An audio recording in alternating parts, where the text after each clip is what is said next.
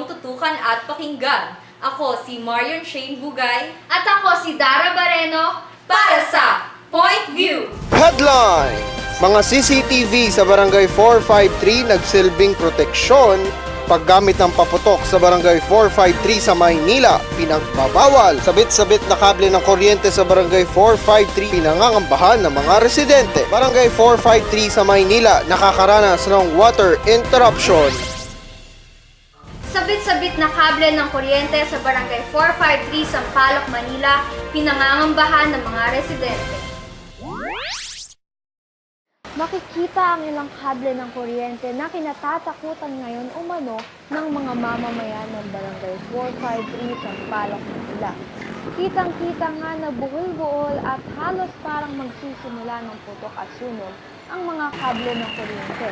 Ayon sa isang residente ng lugar, malaki ang pinsalang maidudulot ito kung hindi ka agad maaaksyonan ng kinauukulan ang problema ito. Masasabing may pagkukulang ang kanilang mga barangay official sa kadahilan ng hindi pa ito naisasaayos. Nakapanayam namin ang ilang barangay officials at sinasabing mahaba-habang proseso daw di umano ang gagawin kaya ito ay kanilang pinaplanuhan ng maayos. Mga CCTV sa Barangay 453 Sampaloc, Manila, nagsilbing proteksyon sa mga residente. Mayroon ng mga CCTV na nakakabit sa bawat sulok ng Barangay 453 Sampaloc, Manila. At ang mga naturang CCTV umano ay para sa seguridad at kaligtasan ng mga residente sa nasabing barangay. Nitong mga nakaraang buwan ay nagkaroon na ng iba't ibang krimen at nakawan na naganap sa barangay, kaya't minabuting aksyonan agad ito ng kinauukulan sa pamamagitan ng paglalagay ng mga CCTV. Layunin ng proyektong ito na mamonitor ng mga CCTV ang mga kaganap sama at mabigyan ng karampatang parusa. Bukod sa mga CCTV na mayroon sa barangay, rumoronda rin gabi-gabi ang mga tanod upang mapanatili ang kaayusan ng nasasabing lugar. Ayon sa kinauukulan, nais lamang nila na masiguro ang kaligtasan at kapakanan ng mga tao sa kanilang barangay. Kapapasok lamang ng isang mainit na balita mula sa Barangay 453 Sampaloc, Manila patungkol umano sa isang residente na inirereklamo ng may-ari ng paupahan at sinasabing 3 buwan na hindi nakakapagbayad ng renta. Umabot na nga sa demandahan ang hindi pagkakaintindihan ng dalawang panig. Ating abangan ang iba pang detalye patungkol dito. Barangay 453 Sampaloc, Manila, nagkaroon ng water interruption. Magkakaroon ng panandaliang water interruption ang Maynilad sa ibang bahagi ng Barangay 453 Sampaloc, Manila. Magtatagal ng ilang oras ang pagkawala ng tubig sa ibang kabayan nang dahil sa emergency leak repairs, preventive maintenance activities at pipe installations na gagawin ng Maynilad. Dahil dyan ay mapipilitang magtipid ang ilang residente. Ngunit sinabi naman ni Chairman Leti sa aming panayam na pansamantala lamang ito kaya't walang dapat ipangamba. Since no naman Barangay 453 is mostly mga residential area, wala naman kasi kami mga establishment na mga 24 hours na mga restaurant or mga eatery business. Wala namang masyadong epekto dito yun. Pero yung iba na-epekto dahil sa mga pumapasok sa yung mga panghapon, papasok ng 2 to 10 or 10 to 6. Kaya kailangan lang mag-ipon din ng tubig para sa papagligo nila. Pero mostly sa mga residential area, wala naman kasi pagdating ng mga residential, usually tulog ng mga tagapalengke. Kasi gigising sila mga alas 3, alas 4. Pag-gising nila ulit, may mga tubig na mga given time na yun. Siyempre, nag-prepare sila ng mga yung mga pail, mga drum ng tubig para sa pag-iipon, ibang mga container. Saka pinag-aralan nila kung talagang magkakaroon ng shortage ng tubig. Pero on the long run, hindi naman wala nang masyadong epekto. Okay naman. Kasi iba may mga water tank naman. So wala naman po bang nagreklamo about sa... Wala naman narating na reklamo sa barangay regarding sa water interruption. Papalapit na nga ang Pasko at sa paglapit ng okasyong ito, hindi maiiwasan ng pagtaas ng presyo ng mga bilihin. Makakasama natin si Joy Hana para bigyang ulat ang usaping ito. Joyhana, kamusta naman dyan? May mga pagbabago na ba sa bilihin? Nalalapit na nga ang Kapaskuhan, kaya naman excited na ang mga taga-barangay 453, Zone 45, Sampaloc, Manila. At sa tuwing sasapit ang Pasko, hindi natin may iwasang tumaas ang mga presyo ng mga pangunahing bilihin na inihahanda, kagaya na lamang ng baka, baboy, manok, isda, prutas at marami pang iba. Ilang araw na lamang ay sasapit na ang araw ng Pasko. Ngunit dito sa Barangay Vicente Cruz, hindi pa ito masyadong nararamdaman ng mga nagtitinda sa palengke dahil na rin sa kakaunti pa lamang ang mga mamimili. Inaasahan nila na mga 3 hanggang 5 araw bago magpasko ay dadami na ang bibili sa kanila o yung mga tinatawag na last-minute Christmas. Maraming pagbabago, mataas ang presyo, matumal, walang bumibili ng mga paninda, kaya mahina ngayon po magpapasko ang bilihin. So ngayon po, ano pong balak niyo po? Magtataas po ba kayo ng presyo o magbababa pa pag malapit na po yung araw ng Pasko o hindi na po? Bababa pero konti lang, para mabili lang. Pero sa ngayon ay hindi pa naman sila nagtataas ng mga presyo ng mga bilihin. Joyhana Aquino, nag-uulan. Susunod, fire extinguisher sa Barangay 453, ipinamigay na. Paggamit ng paputok sa Barangay 453 sa Maynila, pinagbabawal. Sa muling pagtitipon-tipon at di malilimutang pagkakataon, pag may Emperador Light, may selebrasyon, araw-araw may bagong rason. Sa bawat kaarawan, ang tuwing andyan na ang sweldohan. Pag may Emperador Light, may selebrasyon, araw-araw may bagong rason. Gawin mong light ang buhay ngayon, Emperador Light, gawin mong light. There I was, an empty piece of a shell, just minding my own world without even knowing what love and life are all about. You gave me a meaning to my life, and I've gone beyond existing. Get it on. Rich, creamy Rubisco sandwich. Ang sarap ng feeling mo. Mga tindahan sa loob ng palengke sa Barangay 453, Sampaloc, Manila, inilabas dahil sa proyekto ni Mayor Erap. Mayor Erap nagsagawa ng renovation sa palengke ng Barangay 453, Zone 45, kung saan ating makikita na ang dating mga tindahan sa loob ng palengke ay inilabas. Ating pakinggan ang ilang pahayag ng ilang mga residente dito sa sitwasyong ito. Inilabas ang mga tindahan sa loob ng palengke ng Barangay 453 dahil sa isinasagawang project ni Mayor Erap. Sinubukan naming interviewin ang ilang mga residente ukol sa sitwasyong ito, ngunit iilan lamang ang nagpaunlak ng pahayag. Sinasabing confidential ang magpapalipat ng mga tindahan sa labas ng palengke at maging hanggang sa ngayon ay naghihintay pa rin ng latest update kung kailan muling ibabalik ang mga ito sa dating pwesto. Ma'am, ano pong masasabi nyo sa paglipat ng palengke dito sa Barangay 453? Ang masasabi ko lang naging matumal, kumonti ang tao, lalo na pagdating ng ganitong hapon, wala nang pumapasok. So, dati pag December, marami ng taong mo-order, maraming taong pumapasok. Ngayon wala na dahil sarado na yung palengke. Tapos nung nilabas yung palengke sa labas, nagkaroon na siya ng putik, bumaho sa labas, tapos yung mga sasakyan na wala ng daanan. Nagkaroon ng traffic, syempre, ganyan. Sinasabing confidential ang magpapalipat ng mga tindahan sa labas ng palengke at maging hanggang sa ngayon ay naghihintay pa rin ng latest update kung kailan muling ibabalik ang mga ito sa dating pwesto. Jenaline Armas, nag-uulat. Kaugnay sa balitang trapiko, pakinggan natin live si Joyhana Aquino. Maraming salamat, Shane. At ngayon naman silipin natin ang daloy ng trapiko dito sa Barangay 453, Zone 45, Sampaloc, Manila. Kung makikita natin dito sa may bandang Loyola Street, ay moderate naman ang trapiko. Konti lang ang mga sasakyang dumadaan. Ayan. At dito naman sa may Vicente Cruz, ganun din, moderate lang din. At sa mga oras na to ay pwedeng-pwede kayong dumaan dahil wala siyang traffic. At yan ang update natin tungkol sa ulat trapiko. Balik sa'yo, Shane. Maraming salamat, Joyhana Aquino. Kaugnay sa balitang nagkailangan sa Barangay 453 Sampaloc, Manila nang dahil sa hindi pagbayad sa upa, patuloy na inaayos ang kanilang kaso at mamaya nga ay magkakaharap sila sa Barangay Hall sa nasabing lugar.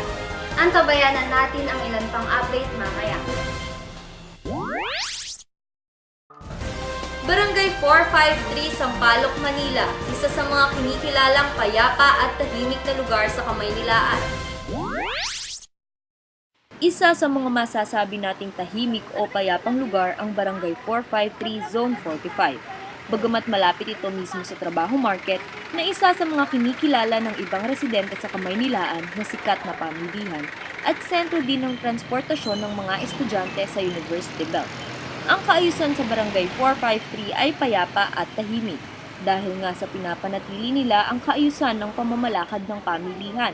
May mga barangay tanod na rumoronda sa loob at labas ng palengke upang tiyakin na payapa at tahimik ang mga mamimili at ang mga nagtitinda dito.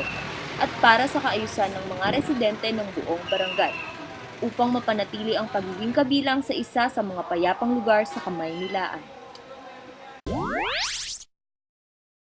At ngayon naman ay alamin natin ang sanhi ng pagsikip ng trapiko. Live sa Barangay 453 Sampaloc, Manila, iuulat ni Christine Calalo.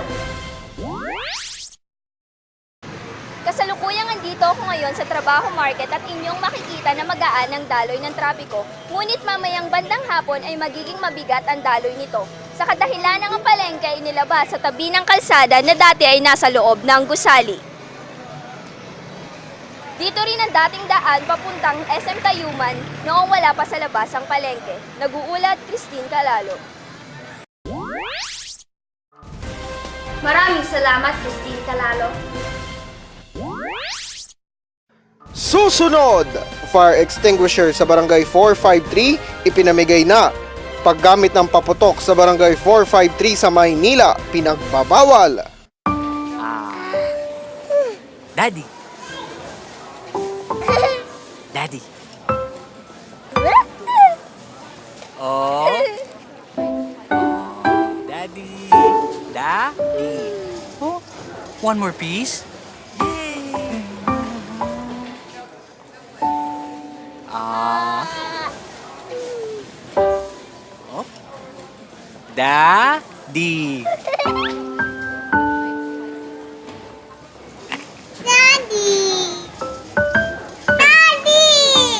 Daddy! Daddy! Magsalita ka naman! Mula noon hanggang ngayon, Chicken Joy pa rin. Walang singsarap mula balat hanggang laman. Pagkatapos, naghanap sila sa barangay, nagkataon na ako naka-duty noon, pinaghanap ko sila. Ang naging complaint nung nagpapaupa ng apartment, non-payment of rental fee, and water bill and electric bill. So, ang nangyayari doon, nung pinaghanap ko nga sila, ang demand ng may-ari ng apartment, kung hindi lang kayang bayaran, paalisin sila. O either na bayaran muna yung problema sa tubig kuryente. Kasi tawag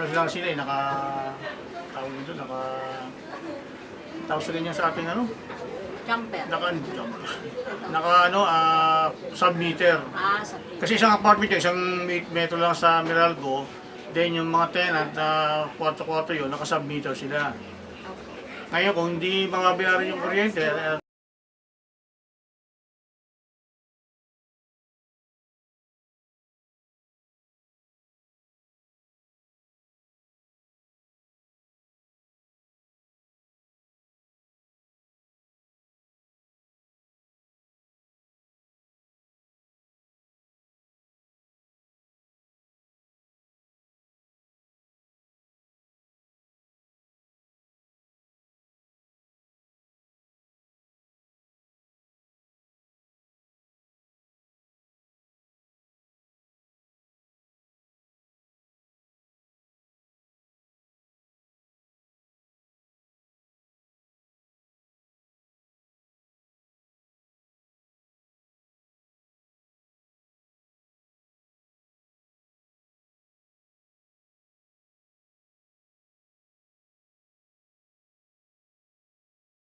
saka water bill, mga-apektuhan yung mga tenant. Puputulan sila ng kuryente, lahat mawawala ng kuryente. So, ang demand ng may-ari ng apartment, yung nagpapaupa, i-settle muna yung water and electric bills para hindi maapektuhan yung ibang upahan. Tisha, kamusta? Nahingan mo ba ng pakayong? Dahil hindi kami nakahingi ng pakayag patungkol doon sa kaso dahil hindi pumayag yung complainant. Pero nakausap namin si Kagawad Paul Elfa patungkol doon sa kaso. At sabi nga ni Kagawad, Hindi lang magkasundo dalawang panig dahil humihingi pa ng kaunting palugit ang respondent para sa darating na kapaskuhan. Maraming salamat, Tisha Calderon, live mula sa Barangay 453, Sampaloc, Manila. Dahil sa nalalapit na pagsalubong ng bagong taon, talamak na naman ang paggamit at pagbebenta ng mga pinagbabawal na paputok. Ngunit sa Barangay 453, Sampaloc, Manila, kampante ang mga residente. Kung bakit, pakinggan natin ang ulat ni Althea Anyan. andito ako ngayon sa Barangay 453, Sampaloc, Manila, na kung saan makikitang mainit na ang pagtanggap nila sa nalalapit na Kapaskuhan. Kasabay nga nito ang paghahanda nila sa pagsalubong ng bagong taon. At dito sa barangay na ito ay mahigpit na ipinagbabawal ang paggamit ng mga bagong paputok. Gaya ng ibang lugar, ipinatupad din sa Barangay 453 Vicente Cruz ang pagbabawal ng paggamit ng iba't ibang klase ng paputok.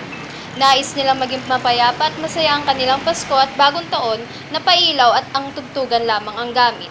At dahil na din sa medyo delikado ang kanilang lugar dahil sa sobrang kapal ng kuryente sa mga poste na katabi lamang ng mga bahay. Nagbigay pahayag ang chairman ng nasabing barangay. Bakit ho ba na-implement ang ganitong batas? Kasi unang-una, yung usok, di ba? Sa bata, masama. Tsaka pangalawa, city ordinance. Maraming bata rito kasi, sila sa usok. Pati matatanda na rin.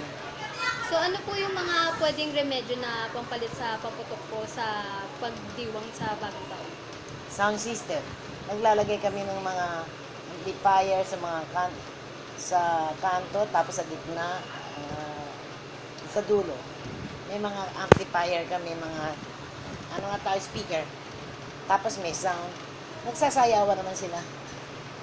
So Chairman, paano po ba tayo mas makakasigurado na hindi po makakagamit ng paputok itong mga nakatira po sa barangay nito? Well, discipline ng mga tao dito. Masunurin sila eh. Tsaka isa pa, nagkalat ang tanod. Bago pa lang nakaambang ang papapatok, kinukuha na talaga, kinukonfiscate na talaga. Pero wala naman para walang nangyayaring ganon. Talagang pag sinabing alam na nila yan, 4 years na kasing ganon. Pag kami New Year's Eve, makikita niyo masaya. Maaga pa set up na ng mga sound system eh. Sumusunod naman sila. Nais nilang maging mapayapa at masaya ang kanilang Pasko at bagong taon na pailaw at ang tugtugan lamang ang gamit. Proyektong pagbibigay ng libreng fire extinguisher sa mga residente sa Barangay 453, Sampaloc, Manila, inilunsad. Dahil talamak ang sunog ngayong buwan na ito dahil sa nalalapit na Kapaskuhan, mamamahagi ng libreng fire extinguisher ang Barangay 453 Sampaloc, Manila sa kanilang mga residente. Ayon sa panayam namin kay Kagawad Paul Elfa, uunahing bigyan ng fire extinguisher ang mga may negosyo sa pagluluto. Para mabigyan, kakailanganin munang magparehistro sa barangay hall. Sa paraang ito ay madaling maiiwasan ang mga sakuna kagaya ng sunog. Para po sa akin, maganda po yung binigay na project ni Chairman. Katunayan, isa na nga po kami sa nabigyan niyan. Maganda po yan dahil pamproteksyon sa aming pamilya. Dahil sa nagiging panahon ngayon na marami dito sa Manila ang nagkaganap na mga sunog. Na kahit pa paano po ngayon na may project na ganyan si Chairman, may pang-protection po kami dito sa aming baryo. Kaya para sa amin po napakaganda niyan. Sa paraang ito ay madaling maiiwasan ang mga sakuna kagaya ng sunog.